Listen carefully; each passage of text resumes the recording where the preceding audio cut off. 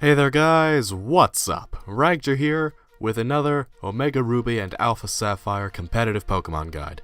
And today, we will be focusing on Sableye and Mega Sableye. Now the specific focus of today will be Mega Sableye, just because he's new and shiny. But, unlike yesterday, I do feel the need to point out, Mega Sableye does not invalidate regular Sableye. They're both good at very different things, and you should take that into account when you're building your team. Let me show you firsthand what I mean. So you'll notice, Sableye has the ability Prankster. Now that lets all of his non-attacking moves, that is, all of his status moves, go first. Confuse Ray, Will-O-Wisp, the whole works. Anything that's not an attack will always go first. And that's been Sableye's shtick for a long time, and it's really good. Mega Sableye brings an entirely different spin to the table. Now, first of all, take a look at how their stats add up. Oh, I didn't even have to click. Mega Sableye is very tanky compared to regular Sableye. First of all, 50 HP, 75 attack and defense, 65 special attack and special defense, and 50 speed. All of these are pretty mediocre, but you don't really use Sableye for his fantastic stats.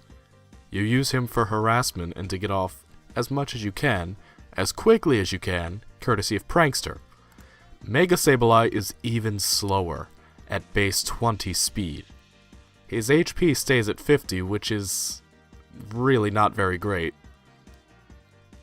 But we now have an equal attack and special attack at 85 each, and the defense got raised to 125, with special defense falling just a little shorter at 115. Now, what does all of that mean? Nothing much on its own until you take a look at Sableye's new ability, Magic Bounce. Now, where Sableye himself specializes in spreading statuses, Mega Sableye will reflect statuses. Non-damaging moves are reflected back at the user. This makes Sableye an incredible defensive monster. 125 defense and 115 special defense are both nothing to scoff at. That's really good, and to have really good defenses on both sides, that's just fantastic. But what makes it even better is the Magic Bounce. You cannot status and outstall Sableye because you can't touch him once he's Mega Evolved. You have to fight him head on. So this turns Sableye into sort of an anti-stall Pokemon. And if you play him right, you can even end up with a bit of a sweeper. Though you really should be using him more for a tank. He won't be outspeeding anything, and with Prankster gone, you lose all that priority. But you don't need it anymore, at least not when you're running it this way. So first of all, let's take a look at some moves that we can put onto Sableye. Now, the first and biggest thing is you're going to want to run Calm Mind. Now, you can run a more physically oriented set where you don't have this, but I think that Sableye is best served as a tank that sets up these Calm Minds and then unleashes with them. He doesn't have the best special attack, or the best attack for that matter, but what he does have is bulk. Not very much HP, but his defenses are really quite incredible. So it's going to be tough for pretty much anything, especially since he only has one weakness to take him down. So we'll put on the Calm Mind. Now, we're gonna need a little help here. And I think we can get it in the form of the Will-O-Wisp. Now, why would you be using Will-O-Wisp? Easy. You're still Sableye, is basically the best way to put this. And what Sableye does best is he disrupts enemy teams. And as a tank, you can cripple the physical defense of pretty much anything that comes at you with this Will-O-Wisp. it's hard for anything to break down Sableye's defenses, and he makes it even harder by burning them. Fire types can get around this, but with proper team building that won't be a problem for you. Okay, now, a tank wouldn't be complete without Recover, or a recovery move. Sableye is lucky enough to get Recover, so this means that Sableye can function as a tank independent of Wish, independent of having Clerics because he doesn't need to be heal build. He can't be statist, and he can heal on his own. The real only downside to Mega Sableye is his low HP. And that can kind of be compensated for when you take into account the Will-O-Wisp and the Calm Mind. Will-O-Wisp will, in a way, make him tankier on the physical side by burning and thus having the attack of what's attacking him, and Calm Mind will raise his special defense. Raise your defenses high enough, and eventually, even with that low of HP, it'll be hard-pressed to break through that giant crystal. The last move should be the stab move of choice that you want to use.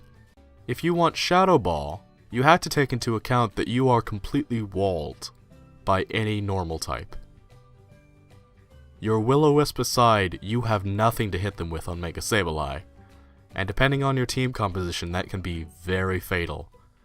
Dark Pulse is a safer alternative that possesses more resistances. Fairies and fighting types will be more willing to take advantage of Dark Pulse's lack of coverage, but nothing's outright immune to Dark types, so you'll never outright lose in a one-on-one matchup like you would against a normal type. This at least gives you some ground to stand on. Now for our purposes, I'm going to use Dark Pulse.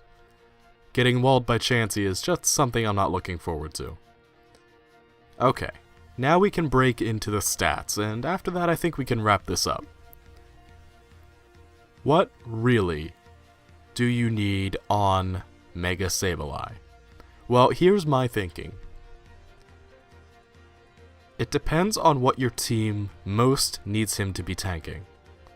The Will-O-Wisp will give you the defense to withstand most attacks. Calm Mind will give you the special defense after some setting up in order to take pretty much any special attack. You have to be wary of your HP, so we're going to put all 252 points into HP. 304 is not a fantastic number, but it's workable. Now, which defense are we going to buff? If you want to, you can try to get pretty specific, putting maybe 160 into your defense, 80 into your special defense. However, I think we're going to focus on the defense here, and we'll put 252 into there, and then 4 into the special attack. This is very variable though, and it will depend on the nature you want to run.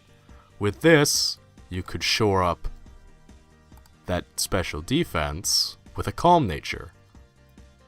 And this will give you a tank that can handle pretty much anything that comes his way when you've got Calm Minds and Will-O-Wisps just flying around.